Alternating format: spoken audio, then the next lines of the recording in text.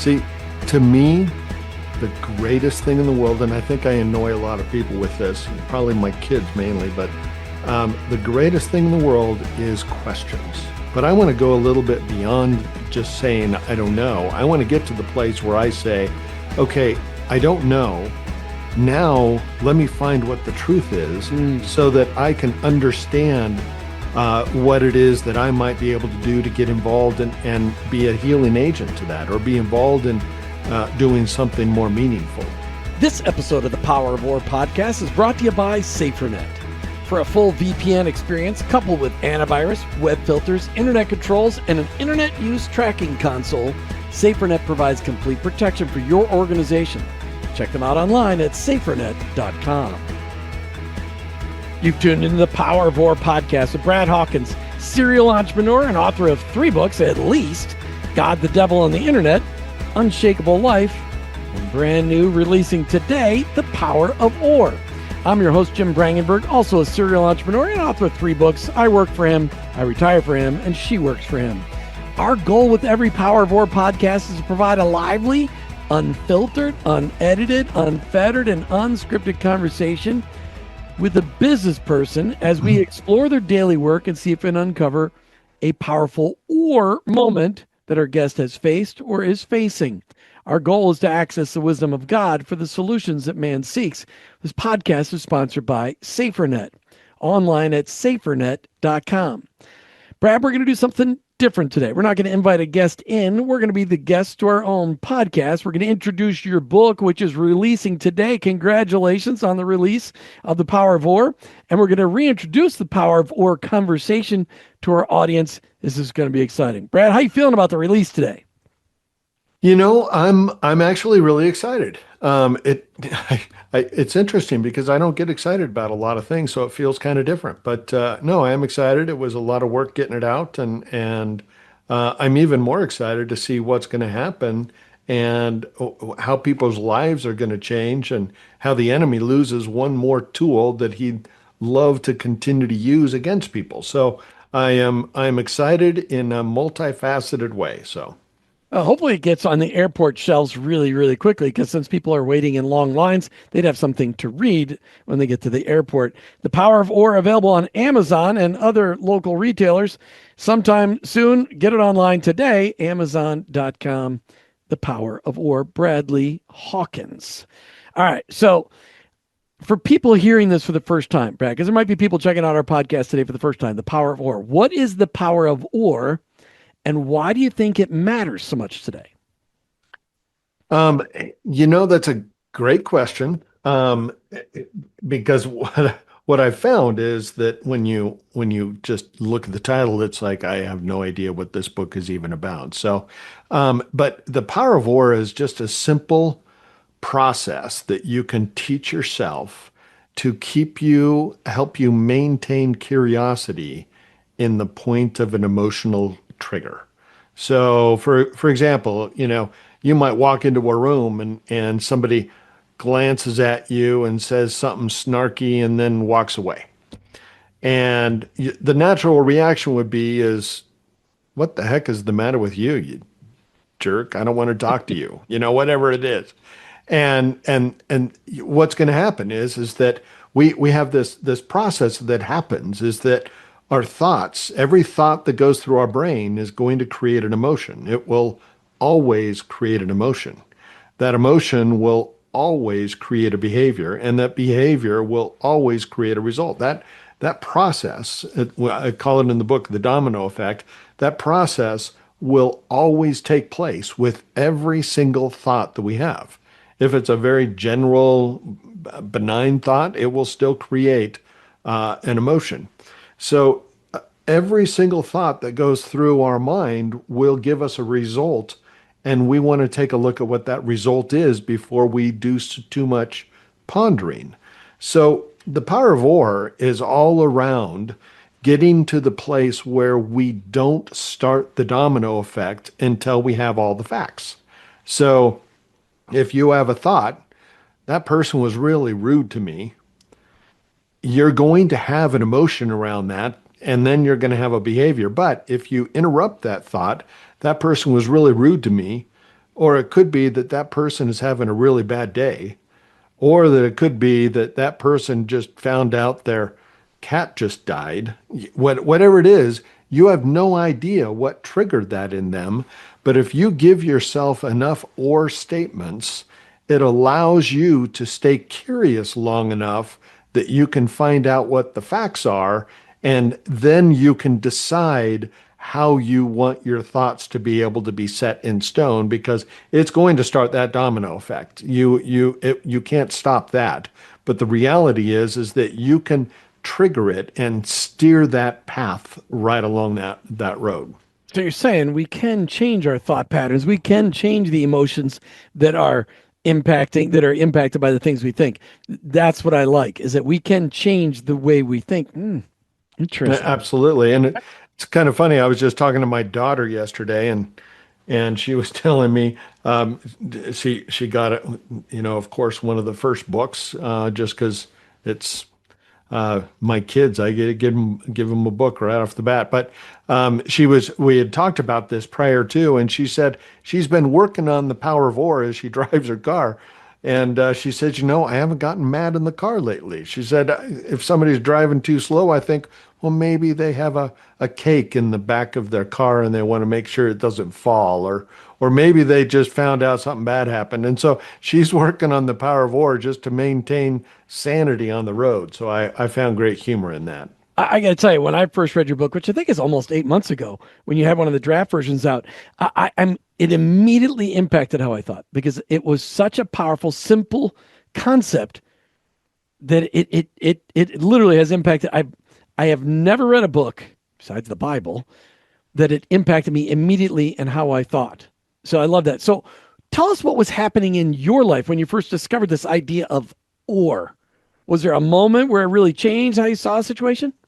That's kind of a two-folded question, because there's the time where I used the power of or to help me pull out of a great disaster that was happening in my life.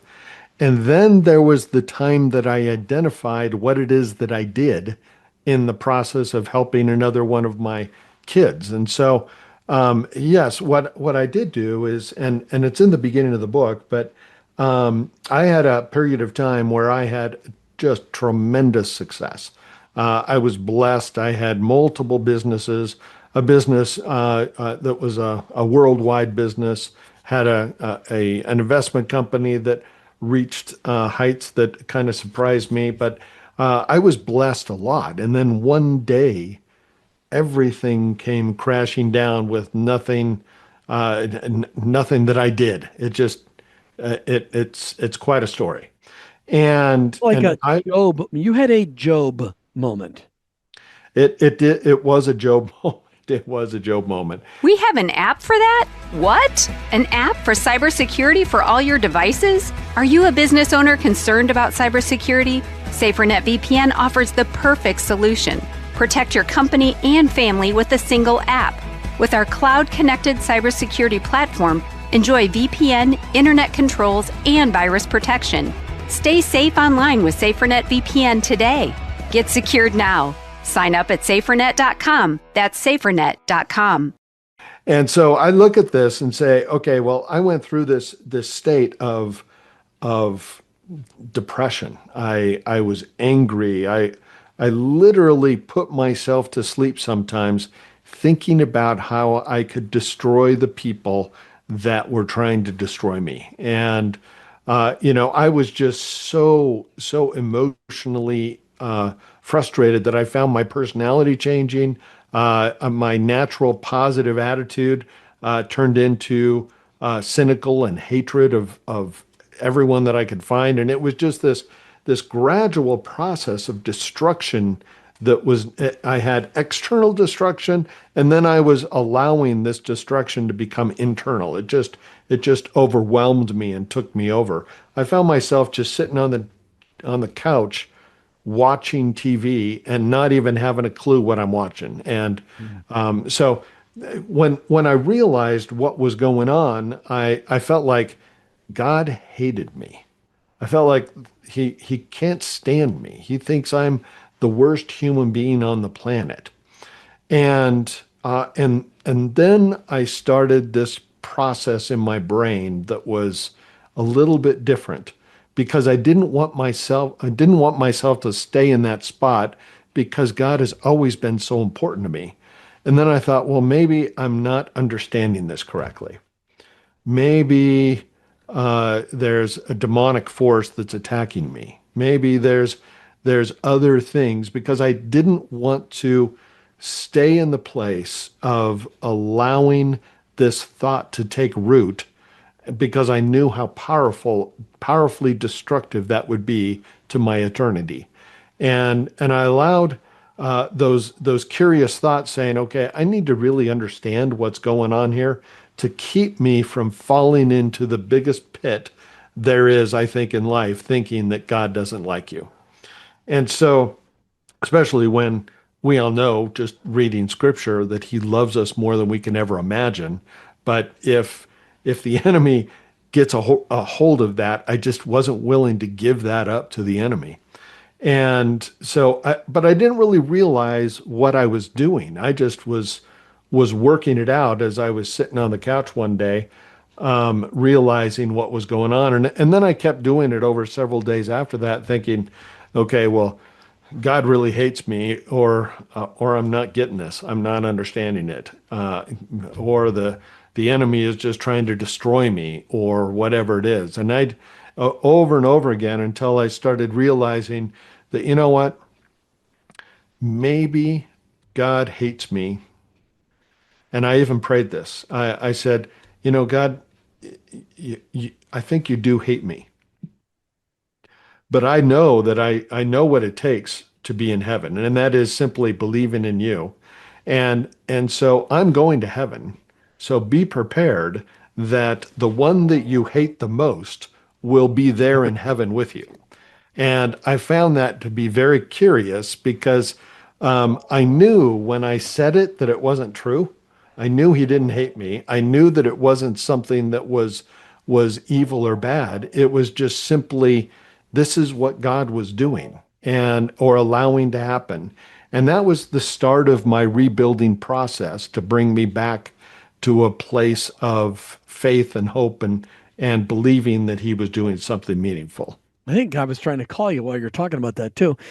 So, most of us, I love how you say that because obviously God doesn't hate you, but when you're at a frustration situation like that where your whole world is falling apart, Job wrote it 4,000 years ago. He thought that, he was asking all the same questions you were asking. And most of us, Brad, jump to conclusions pretty quickly. Usually we jump to conclusions in less than a second. What's the difference between reacting the way we normally react and using the power of or? It is true that people, they come to an immediate conclusion. And then it's difficult for them to admit that they're wrong with that conclusion. They buy into it fast. And you look at that and say, gosh, how destructive is that? There's no way on the planet that anyone can come to an immediate conclusion on an emotionally triggered event. You just can't do it. You cannot absorb all the truth out of all the situations everywhere around you to know what really is happening. And so when you get to an immediate conclusion, you're stuck in that hole. That's a very humbling experience to say, okay, I was wrong. I goofed that up. I jumped to a conclusion and it doesn't need to take place that way. And that's where the power of or is able to step in, is that you don't have to be in that spot. You don't have to dig yourself that hole so fast. And there's always more. Now, it might be something that has happened to you 20 times in a row. Your spouse might react to you exactly the same way. And usually at that point, those emotions are so deep and reactive at that point, you're finding these difficult scenarios where I know that just happened again, and I know exactly why, and you did this and all those different things, but you have no idea what's behind that real story. And that's the job of staying curious, is to allow you time to find the truth so that you can be a healing force, you can be a repair force, but also you don't have to be apologizing every time you overreact. So, So is it? No, I love this idea. You said curious, keep us curious, but it's. I feel like it's. I mean, curiosity is the beginning of it, maybe, but for me, it's like also keeping from being stupid because you don't know the things you don't know. And is it curiosity or is it, hey, let me just actually figure out what's going on? I suppose that's a curiosity thing. It's interesting you put it that way. That kind of pushed me sideways because I'm like, is it curious or am I just willing to admit that I don't know everything? I mean, well, because it, that's really the reality of it. I don't know everything. I can't possibly know everything. You've been married longer than me, but I've been married just a little bit. We both been married 40-ish plus years. And when our wives come in and they react to us a certain way, even after all these decades, we still don't know what they're thinking. see, to me, the greatest thing in the world, and I think I annoy a lot of people with this, probably my kids mainly, but the greatest thing in the world is questions. I love to ask questions because that when I'm in a place where I'm asking questions, I don't know what the answers are. I'm looking for the answers when I'm asking questions. Now, I might get myself to the place where I say, okay, well, I don't know. But if I just say I don't know, it's not a process of finding truth. It's keeping me from getting immediately angry. But I want to go a little bit beyond just saying I don't know. I want to get to the place where I say, okay, I don't know. Now let me find what the truth is Mm. so that I can understand what it is that I might be able to do to get involved and be a healing agent to that or be involved in doing something more meaningful. So So I'm sorry, I thought you were done. I was going to say, so the curiosity is really the step after, and you're exactly right. It's the step after I don't know, but it's saying I don't know, but yet I want to understand. Tell me why is this happening? Yeah, I was just gonna say it. I don't know, but I want to know. It's like asking that question. When you walk into church and say, "Hey, how you doing?" Everybody responds, "Fine." And I'm like, and so I learned to ask shortly after watching the Italian Job, which I don't even remember how many years ago that came out now. I And love that and you're movie. like, really? Fine? Really? Freaked out? Insecure? Neurotic and emotional? No, really, how are you doing? And it's like asking that question because you really want to know how they're doing. You didn't just ask the question as a greeting. Because I'm also from New Jersey, so how you doing? It's just a way of saying hello. How you doing? People don't want to know. They're just saying, how you doing?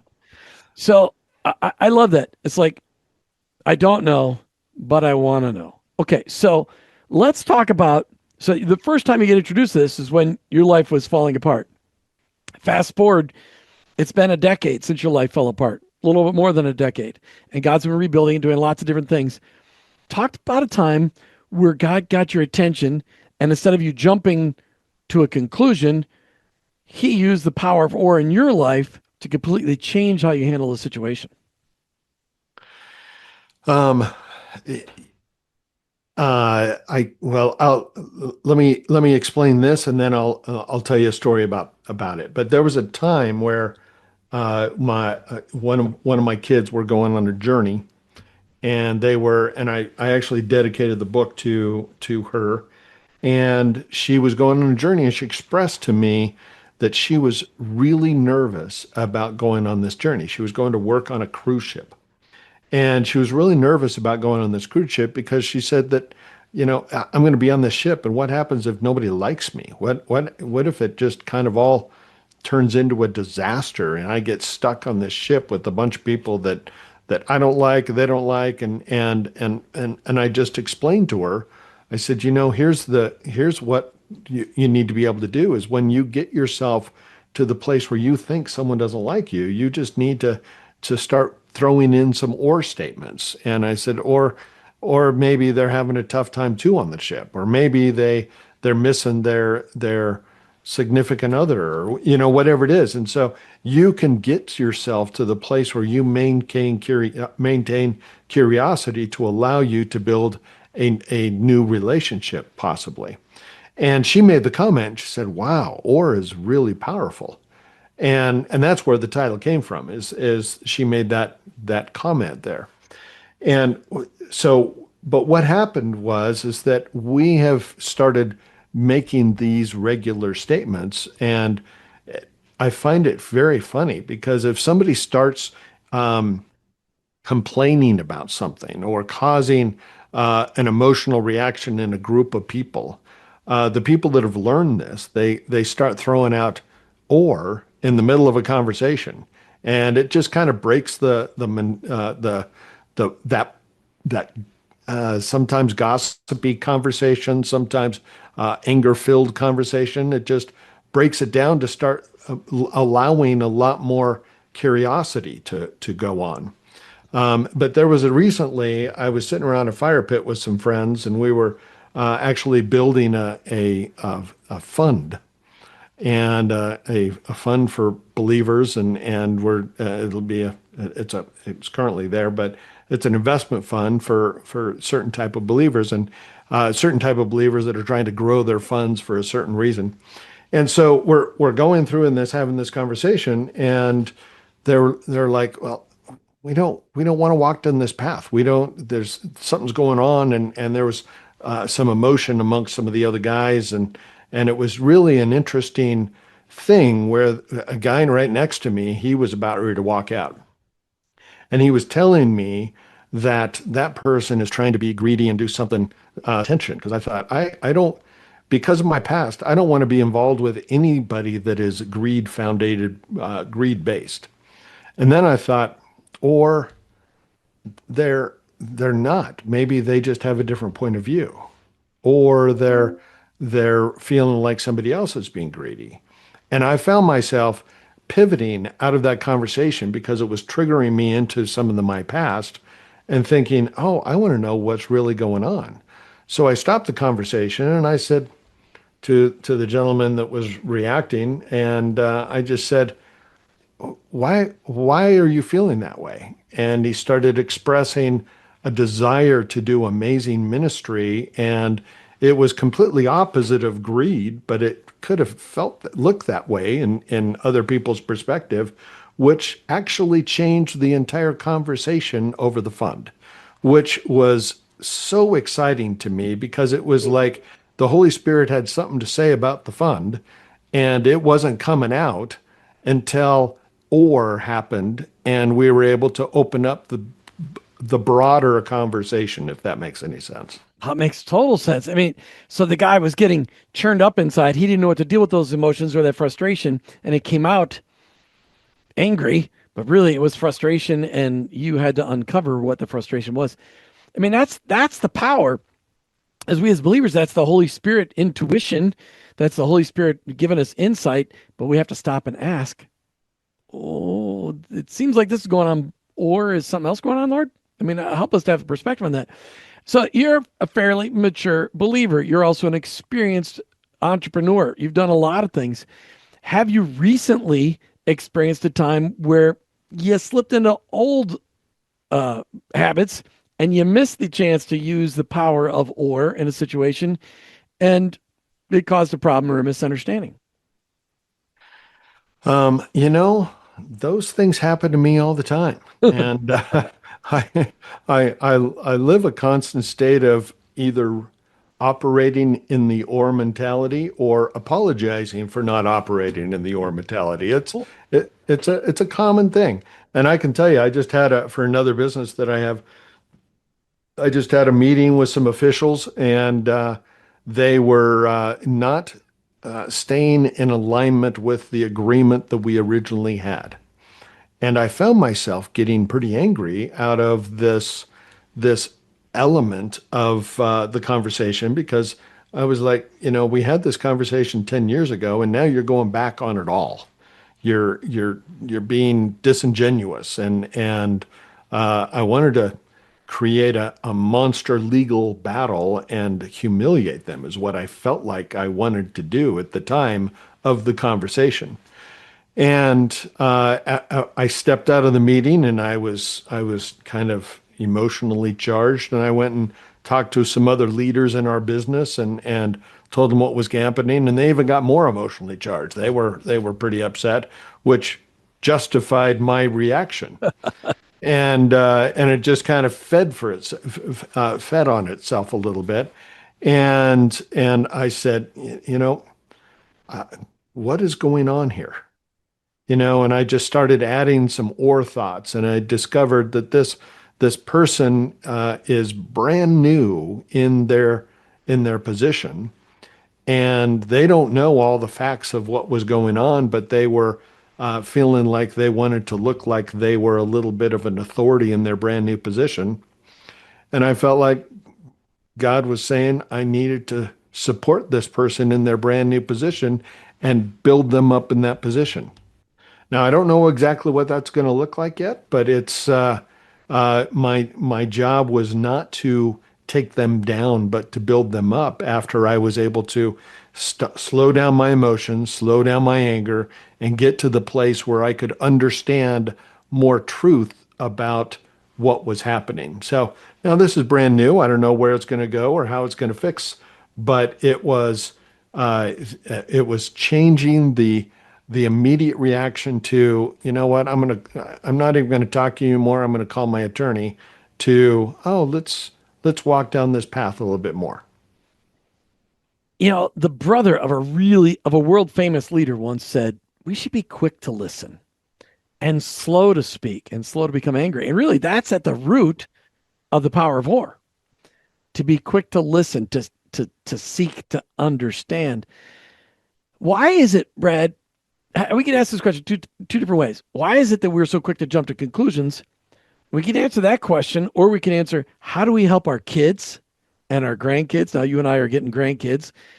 By the way, I'm winning that battle right now. How do we get our grandkids to use the power of or to keep them from jumping to conclusions? How do we train up the next generations to not jump, but to actually use the power of or to seek to understand kind of thing? Oh, I love that question.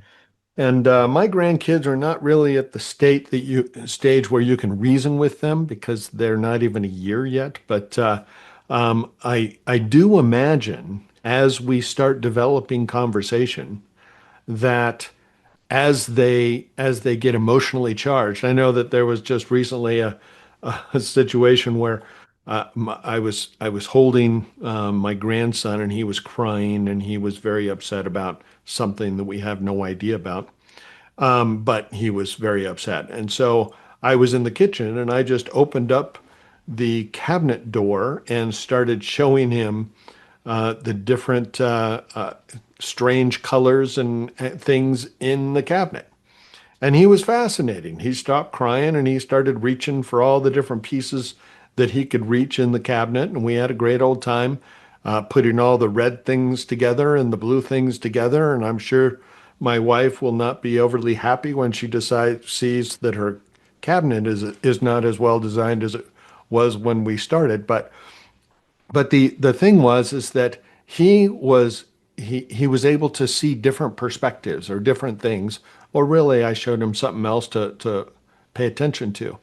I think that that's part of it, is that we don't just go in and get them to stop doing something. We give them something else to look at. And it's interesting because years ago, I realized something, and I did something that was not a smart move at all. I don't recommend it for anybody. But back in my college days, I wound up in a place where there was a rodeo, and I was with a bunch of friends, and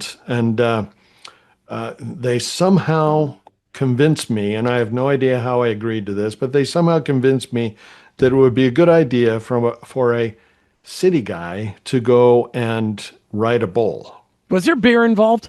There was not beer involved. Wow. And there should have been, but there was not. And I thought, how hard would it be to ride? I've ridden horses before. It's kind of the same thing. And so I'm like, yeah, I'll sign up. And I thought, you know, there's so many rules and regulations in the world that we live in. Once they find out I've never ridden a bull, they're never going to let me ride one because I thought, but if they did, I mean, it must be safer than what people are commenting about. So they get to the point of the rodeo where they're announcing these people, and the few guys that I was doing this with, um, they we all went back to the back, and so I show up riding to ride this bull, and there's this cowboy there, real cowboy. I mean, I didn't even have a cowboy hat. I had a baseball hat. That's really not cowboy, is it? But so they give me, he says, well, do you have a rope? And I'm like, I don't have a rope. And he said, do you have a glove? I said, no. He said, well, you can use mine. I'm like, oh, well, that might not be a good idea. So I get down on this after they do a drawing, and I get this bull by the name of Spinner. That didn't sound good to me. But so I get down on this bull, and he's showing me how to tighten down the rope and pound on the rope to get it as tight as I can. And he's like, okay, when you're ready, nod your head. And I looked up at him, and I guess he thought that was a nod. And so the gate opened, and all of a sudden I was out there riding this bull. It was a horrible experience, but it was interesting because if you and my bull was not overly aggressive, so I don't know, out of fear or whatever it is, I was on the bull long enough for a horse to come up next to me. So I tried to get over on the horse. I crashed down onto the ground and ended up breaking my arm, which was not a fun experience. But so I tell you this story to describe something, and that is when I sat in the stands and I contemplated what had happened and watched the other bull riders, what went on. There was a highly talented horse rider that came alongside the bull and had to track with the bull everywhere the bull was going until the rider could get over on the bull if the rider didn't get bucked off. And so when I'm watching that, I'm like, that horse rider is incredible. How does he get that horse to do what he needs to do when there's a crazy out of control bull right there? And I've carried that with me all my life, is that, when you're going up against something that dramatic as an out of control bull, you first come alongside it and you go alongside trying to track where it goes until you can get off and move into a safe place. So that's a little bit like this or mentality, is that we're not going head to head saying this is not true, this is true, this is, you're not trying to fight conclusions. You're just saying, yeah, well, maybe that is true, what you're thinking about. Or there might be other things that are true. Let's ride alongside this process until we get to a conclusion that reveals the truth, that we get to the place where we know what the truth is. So then we can manage our emotions from a place of truth instead of a place of knee-jerk reaction. Imagine if we could teach our kids that. And we can. I mean, this book is for parents to teach kids. This is for parents to teach parents, parents to teach themselves. Maybe you could teach your grandparents, because there's a lot. We're always surrounded with people who jump to conclusions. But imagine if we could teach the next generation to stop and say, or It's something else going on. what's really fun is speaking of that, in each chapter, I put this together so that a small Bible study could use it, or it could be a men's group or a women's group or whatever it is. But there's reflection questions for each chapter. There's a real life application portion for each chapter. There's suggested prayer that you could be praying for, and then a final thoughts that you can go through for each chapter.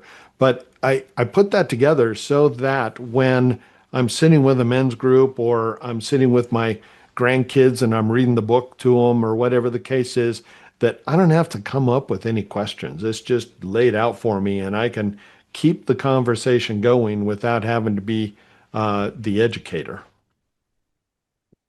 In the book, you also talk about the or loop. You describe it in the book. How does that process actually work when someone's in the middle of a difficult moment? Yeah, it's just a real quick explanation of reminding us what we're doing. So the first thing we're doing is we're disrupting what it is that's happening. We're just, we're walking into an emotional reaction, and the first thing we want to do is disrupt that emotional reaction. We want to stir that up so that we don't get caught into it. Then we want to sit back and discern. So it's disrupt, discern. I'm trying to analyze. I'm trying to understand. I'm trying to find truth. And it's beautiful because Jesus is the truth, and we get to pursue him in the pursuit of truth, right? And so all we're doing is disrupting, discerning, and then we're going to decide. And so we're not going to decide what our reaction is going to be. We're not going to decide what it is that we're going to do until after we stop our emotions, we disrupt our emotions, we discern what the truth is, and that's making sure that we maintain curiosity, and then we decide how we're going to respond and react. I mean, or really is a calming method. It really is you take a tense situation and you could eliminate the tension immediately when you ask that question, or there's something else going on. I mean, it really takes the wind out of your sails when you're flying in angry. When you say, or maybe I don't know everything that's going on. I mean, it really changes the way people deal with conflict, doesn't it? Well, it really does, and it can work for you, or it can work in a group setting, or it can work when you're talking to a friend. Anytime there's just a process of walking into a path of an emotion, whether it's anger or panic or fear or whatever it is that if you just keep curious, keep asking those questions, yeah, I can see why you think that it's a horrible situation, or there is not. And there's a story in the book about a couple that I was coaching back in a day that I had a financial life coaching company, and it was interesting because this couple was just an extremely loving couple. They just loved each other totally, but he was uh, uh, um, well, she was an absolute gorgeous person. She exercised all the time. She had a yoga studio. She was just a picture of health. And he was probably 250, 300 pounds. And it was always an emotional thing that he thought, you know what? I don't know why she loves me. I'm nothing like, who she could be with, but she adored him. They were just like completely in love. And there was a time where she was at choir practice, and he knew that at choir practice there was a guy that flirted with her all the time, and he just hated that. And but it was an anniversary, and so he was making this really fancy meal for her, and as soon as she was done with choir practice, she was going to come home, and they were going to have this candlelight meal, and he had it all laid out on the table, and she didn't come home. Uh, she they were supposed to be home. There was supposed to be a choir practice. It happens every single week. She was going to be home, and then it was going to be done. And they were going to have a great evening together. And well, she still was not home. And he was getting upset. It was back before there was a lot of cell phone activity. So he wasn't calling her. He just was getting angry. And he pictured her in her head. He's that finally she's left me. She's gone. She's chosen this other guy. And it just has completely fallen. He was getting angry. He threw all the food away. He was at this point of explosion when she finally walks in the door. And so what happened? He exploded. He got angry. He yelled at her. He accused her of all kinds of stuff, and she runs upstairs and locks the door and has no idea what just happened. And the next morning, she came out of her locked bedroom, and he was laying on the couch, and he just had decided, well, I guess we're going to be divorced. He convinced himself of that in his head. And she explained, she said, we had choir practice for the Christmas concert. I told you it was going to be a 3 hour time at church. You knew that, and he completely forgot it. Mm. He had, and it was just an over emotional reaction that he had. And we were having this conversation, and the truth is if he just would have maintained the power of or, he could have just said, or she went Christmas shopping, or her car broke down and she's out in a snowy snowstorm, and I'm worried about her. But the point is that every or creates a little bit of a different emotion. So there's an or that maybe she's left me, or she's on the side of the road, or she went to go buy me a present. There's when you blend your emotions, your body doesn't know what emotion to sink into, Mm. and it allows that peace that can maintain until you find that truth. And if you allow that peace to maintain, you can remain curious and continue to ask those questions. And if something starts leaning more towards, oh, yeah, maybe she is stuck, but I'm positive she's going to find somebody else, you're going to throw in more or statements so you maintain that emotional peace until you get to the state of finding truth. And that way you can control and manage your emotional reactions. Wow. I mean, when you think about, I mean, I don't know, you probably never done this, but I've overreacted like that before with my wife over stupid stuff. But it really, it helps you, this power of war. So you're saying the power of war destabilizes the fear, the anger, the assumptions, and allows you to constantly be in a state of, I don't really know. So let's not be focused on the fear or the anger or the assumptions. It really helps us understand where we're coming from, doesn't it? Because a lot of times our jump to our conclusions is either driven by an assumption or a fear or an angry emotion. That's a lot of times where that jump to conclusions originates, right? That's exactly right. And the one thing that I can guarantee in this is I can guarantee that your very first emotional reaction is never correct. That's the one thing I can guarantee. Now, what I don't know is if it's 90% right or 10% right. I don't know that. But what I do know is that there's no way you have 100% of the truth. And to maintain curiosity until you get to that level, it will keep peace in the world that you're trying to operate peace in. And so that's the objective, is to say, okay, I know that I cannot respond to this right now because I don't have all the truth. Let me find the truth. Or maybe this has happened and this happened and this happened and this happened, whatever it is. But if you maintain that, knowing that it is impossible for you to immediately respond to something and have all the facts, you want to wait till you have those facts. But it is a process to keep peace in your soul and maintain truth to get to the place where you can react properly. It seems to me like this is a powerful leadership discipline that needs to be practiced. So what happens if I start practicing the power of war every day and try to do it in every situation where I find myself jumping, where my wife would say, "Are your legs tired?" Well, why is that, honey? Because you've been jumping to conclusions all day. That's what Martha would say. She'd say it without the sarcasm. How would you expect this leader's thinking and relationships and even their leadership style to modify over time? Do you think this is something that I think it's going to impact those things? How does it Oh, impact your thinking, your relationships, your leadership? it is absolutely a leadership thing, because what you're doing is you're showing the people that are watching you how to respond and react to things. And I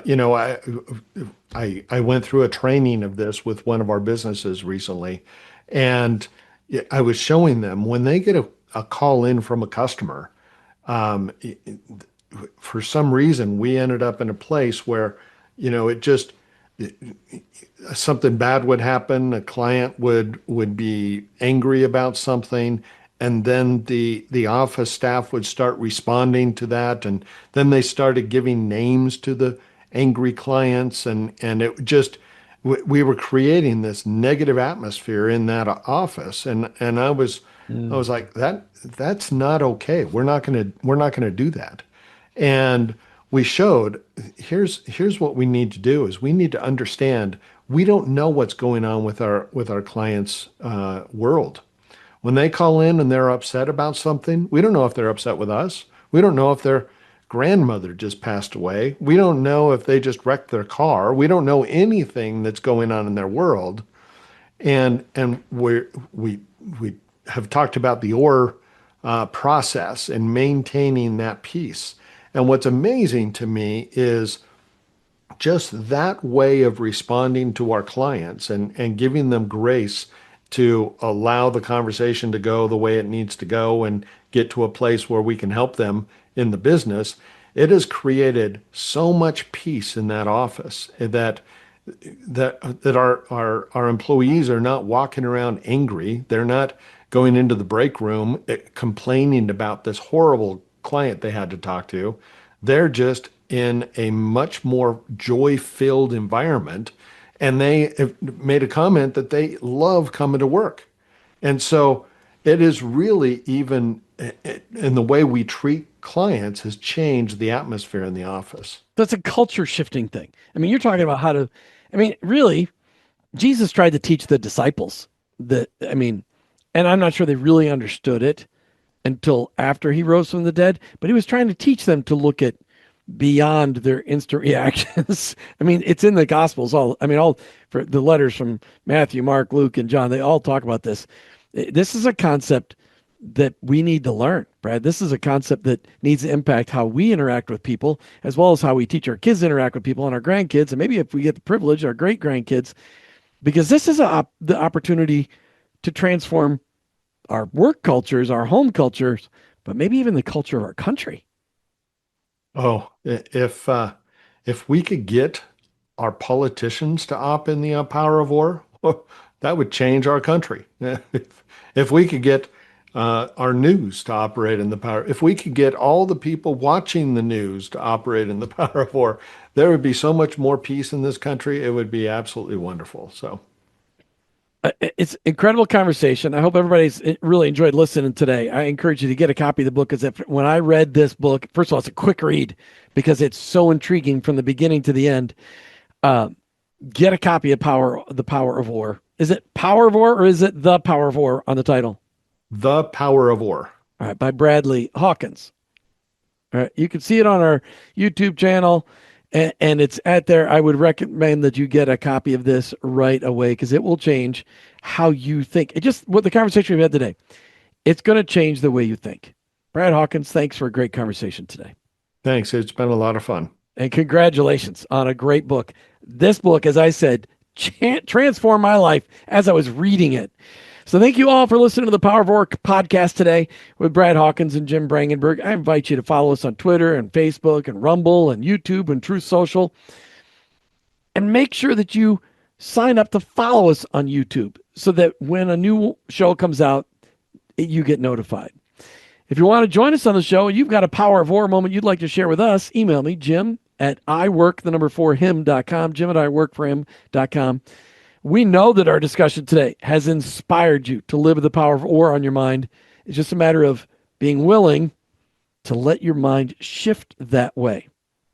Because we know that the power of war comes from the one who has all the answers. Till the next time on the Power of War podcast. This episode of the Power of War podcast is brought to you by SaferNet. For a full VPN experience coupled with antivirus, web filters, internet controls, and an internet use tracking console, SaferNet provides complete protection for your organization. Check them out online at safernet.com.